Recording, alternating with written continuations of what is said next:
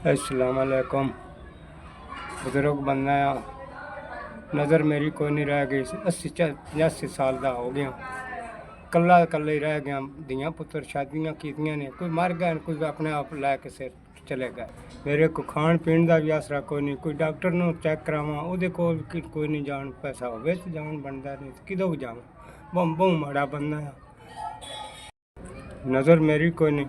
मस्जिद अल जाना, ठुड्डे लगते ने, कपड़े अज्जे साथ मेरे को कोई नहीं। कोई माड़ा चंगा किसी से मांग तांग के पा लेना है, जी गुजारा हो जाए तो ठीक है।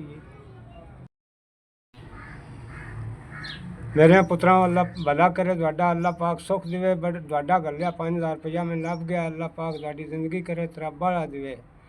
किसी मदद करते रहो गरीब की, भला हो, अल्लाह पाक सुख देवे। मेरे पुत्रा अल्लाह पाक सुख देवे। 5000 रुपया गलिया, मैं कोई कपड़े छपड़े ले ले संगे, माई बाबा तो बुढ़े बुढ़े रह गए। मस्जिद जा संगे, अल्लाह पाक सुख देवे। ले ले संगे एनुक शैनुक, तो अल्लाह पाक सुख देवे।